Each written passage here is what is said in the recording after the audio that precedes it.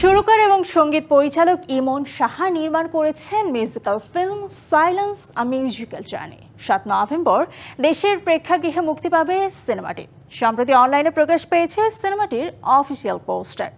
গ্রামের বাউল ঘরের এক মেয়ের সঙ্গীত যাত্রা গল্পে তৈরি হয়েছে এই সিনেমাটি। সিনেমার অফিসিয়াল পোস্টারে দেখা গেছে একজন নারীর দ্বৈত রূপ, সাথে দুই আলাদা ব্যক্তির সাথে তার উপস্থিতি।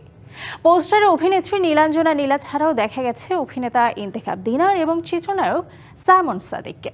মূলত গানের জন্য গ্রাম থেকে শহরে আসা এক মেয়ের জীবনে নানা সংগ্রামের গল্প উঠে এসেছে সিনেমাটিতে।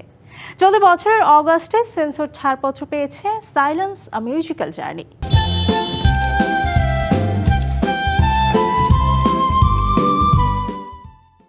এরই মাঝে প্রেক্ষাগৃহে ছবিটি মুক্তির জন্য প্রস্তুতি নিচ্ছেন নির্মাতা।